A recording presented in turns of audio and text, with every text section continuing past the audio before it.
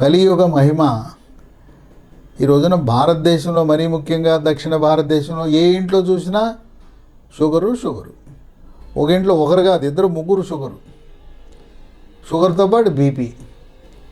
ఈ షుగరు రావడానికి గల కారణం ఏంటంటే, మనము దక్షిణ భారతదేశంలో తెల్లటి మల్లెపూలా ఉండే అన్నం తింటాం. ఉత్తర భారతదేశంలో వాళ్ళు గోధుమలు ఎక్కువ తింటారు. ఈ అన్నంలోనూ గోధుమల్లోనూ పిండి పదార్థము, కార్బోహైడ్రేట్ చాలా అధికంగా ఉంటుంది. సమతుల్యమైన పిండి పదార్థము, కొవ్వు పదార్థము, మాంసకృతులతో కూడిన ఆహారం తీసుకుంటే షుగర్ లాంటి వ్యాధులు రావు. శారీరక వ్యాయామం తగ్గిపోయింది, యాంత్రీకరణ పెరిగిపోయింది. తద్వారా మనిషి నిలువుగా పెరగడం కంటే కూడా అడ్డంగా పెరిగి బరువు పెరిగిపోవడం వల్ల కూడా ఈ షుగర్ ప్రవేశిస్తూ ఉంది. ఈ షుగర్ని డయాబెటీస్ అని, మధుమేహ వ్యాధి అంటారు. షుగర్ ఉన్నవాళ్ళు, ప్రతి వాళ్ళు మన ఇంట్లో తప్పనిసరిగా గ్లూకోమీటర్ అనే ఒక చిన్న పరికరం ఉండాలి. పరగడుపున ఎంత ఉంది షుగరు, తిన్న తర్వాత ఎంత ఉందని తెలుసుకోవాలి. దీని మీదే ఆధారపడకుండా 3 నెలలకు ఒకసారి ఒక పరీక్ష ఉన్నది, HbA1c అంటారు, గ్లైకేటెడ్ హీమోగ్లోబిన్ అనే పరీక్ష చేయించుకోండి. అది ప్రామాణికమైన పరీక్ష. గత 3 నెలలుగా మీ యొక్క షుగర్ యొక్క నియంత్రణను తెలియజేసే పరీక్ష. మనం గ్లూకోమీటర్ అంటే ఆ రోజు ఎలా ఉంది తెలుస్తుంది. ఈ HbA1c 7 కంటే తక్కువ ఉంటే మీ నియంత్రణ బాగుంది, 10 ఉందంటే అసలు నియంత్రణ లేనట్టే. ఈ షుగరు వ్యాధి ఉన్నప్పుడు ఒక అపోహ ఉందేమో, పండ్లు తినకూడదేమో, పండు తీగ ఉంటాయి కదా అనుకుంటారు. షుగర్ ఉన్నా కూడా పండ్లు తినచ్చు. 3-4 రకాలు కోసి, యాపిల్, జామ లాంటి పండ్లపై ఉండే తోలు తీయకుండా, అలాగే సిట్రస్ జాతి పండ్లు, కమల, బత్తాయి, నారింజ, పంపర పనసలో ఆ పిప్పిని బయటకు ఊయకుండా లోపలికి మింగాలి. ఈ పండ్లలో తినకూడని పండ్లు 6: మామిడి పండు, అరటి పండు, సపోటా పండు, సీతాఫలం, అలాగే ఖర్జూర పండు. ఈ ఖర్జూరం, ఎండు ఖర్జూరం పర్వాలేదు, నానబెట్టుకుని తినచ్చు. అలాగే పనస పండు.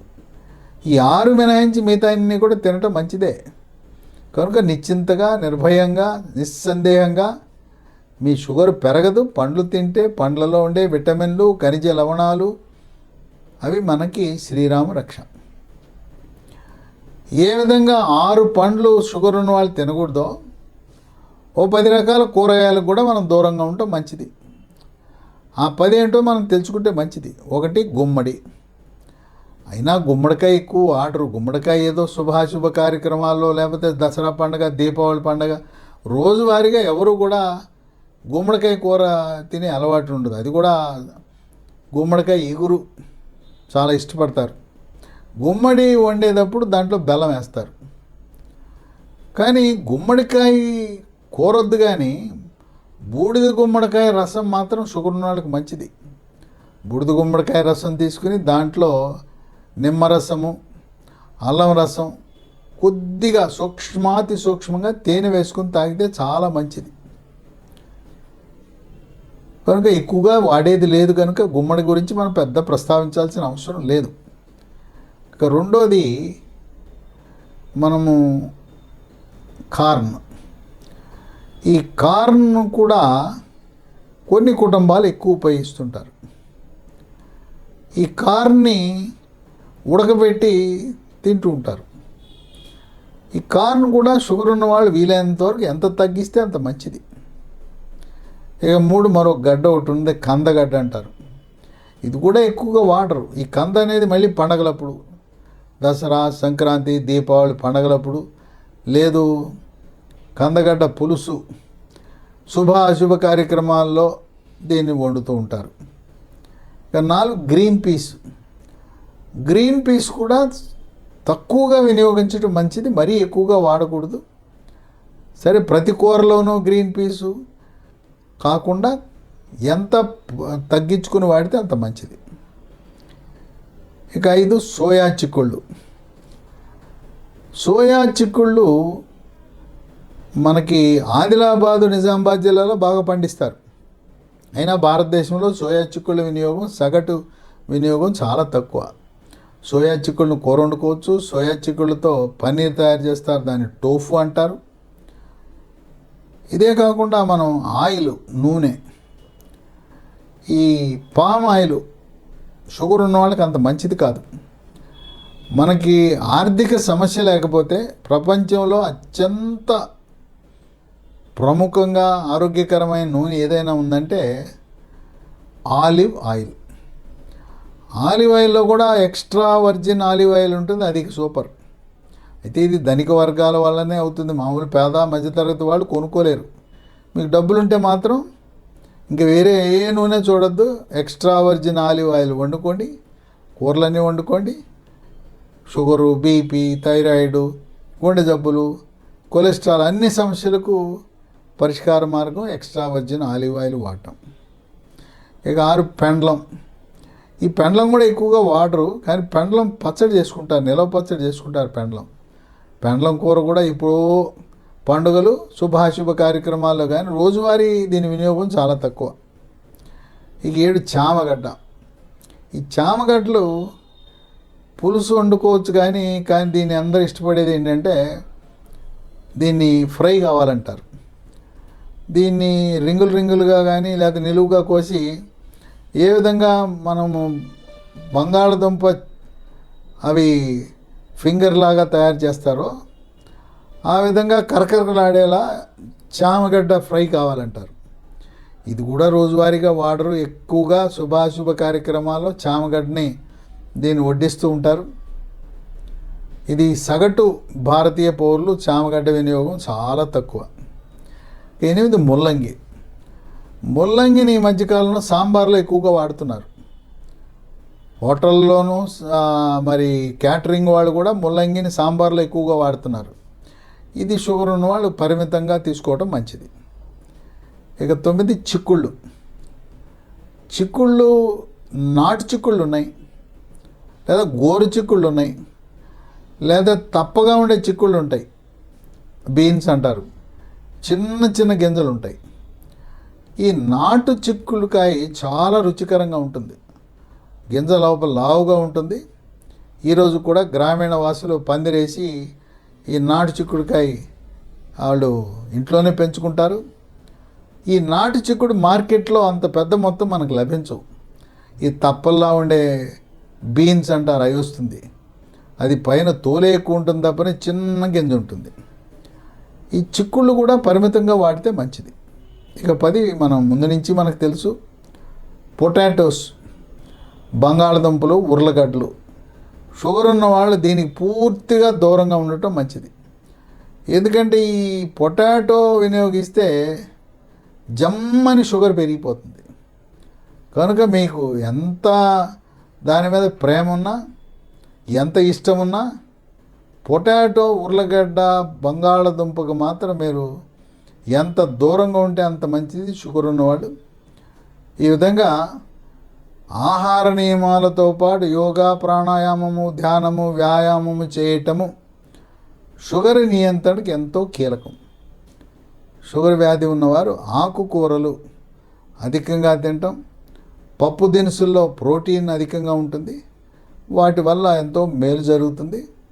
కనుక 6 రకాల పండ్లు, ఈ 10 రకాల కూరగాయలకి మనం దూరంగా ఉండటం ద్వారా షుగర్ నియంత్రణ పర్ఫెక్ట్గా జరిగే అవకాశాలు ఉంటాయి.